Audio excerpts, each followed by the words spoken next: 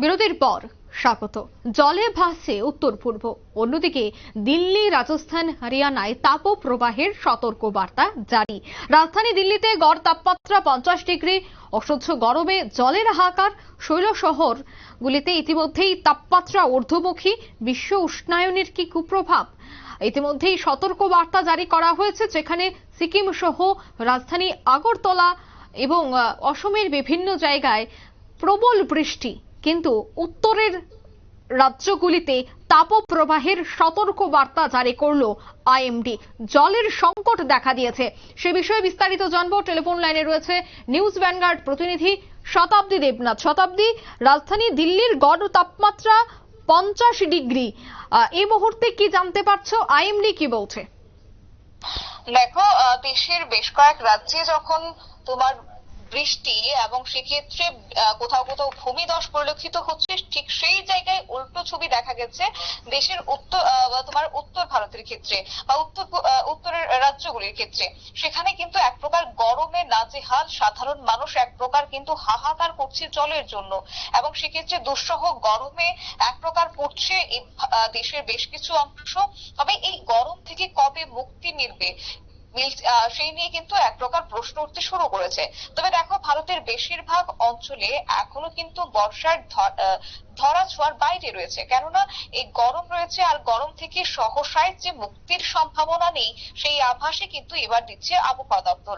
এবং কেন বলছি এই কথা, দেখো, রাজধানী দিল্লি, পাঞ্জাব, হরিয়ানা এবং উত্তরপ্রদেশে নতুন করে তাপপ্রবাহের চূড়ান্ত সতর্কতা ইতিমধ্যে আবহাওয়া দপ্তর থেকে জারি করা হয়েছে, এবং যা কিনা গত এক সপ্তাহ ধরে রাজধানী সহ গোটা উত্তর ভারতে যেন আগুনের উল্কা বইছে, এমন পরিস্থিতি, কার্যত ভয়াবহ পরিস্থিতি। তবে দিল্লিতে তাপমাত্রার কথাই যদি বলি, প্রায় 45 ডিগ্রি সেলসিয়াসের আশপাশে ঘোরাফেরা করলেও কিন্তু অনুভূত হচ্ছে তোমার ঠিক কি 50 ডিগ্রির মতো। অর্থাৎ খাতায় কলমে তাপমাত্রা 45 ডিগ্রি আশেপাশে থাকলেও আখেরে কিন্তু দেখা যাচ্ছে বা অনুভূত হচ্ছে 50 ডিগ্রি সেলসিয়াসের মতো, এতটা গরম।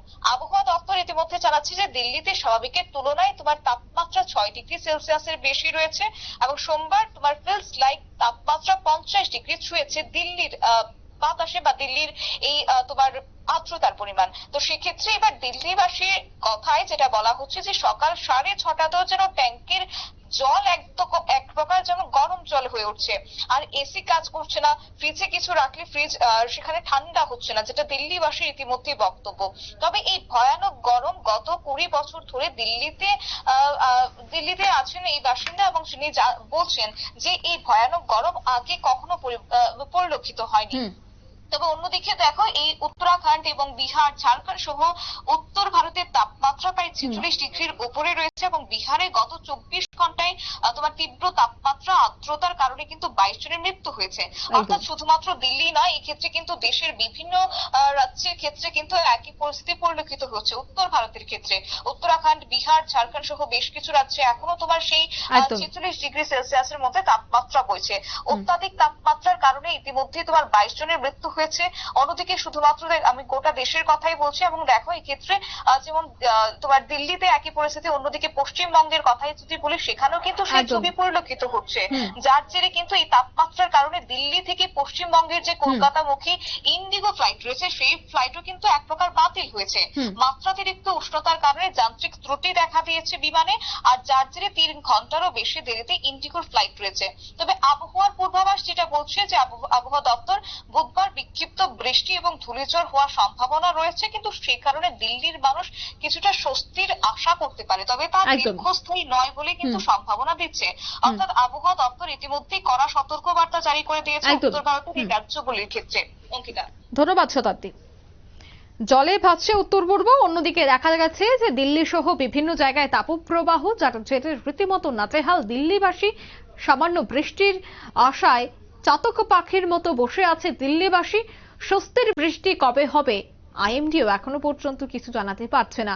বর্ষা এবার সময়ের আগে দেশে প্রবেশ করেছে, কিন্তু দিল্লি, হরিয়ানা, চণ্ডীগড় যেখানে সব থেকে বেশি তাপপ্রবাহ চলছে, সেখানে সামান্য বৃষ্টির জন্য চাতক পাখির মতো বসে রয়েছে দিল্লিবাসী। এখন দেখার কবে নাগাদ বৃষ্টি হয়। এই মুহূর্তের সংবাদ এই পর্যন্তই। আমাদের পরবর্তী নিউজ এবং আপডেট দেখার জন্য অবশ্যই চোখ রাখবেন শুধুমাত্র নিউজ ভ্যানগার্ডের পর্দায়। ধন্যবাদ।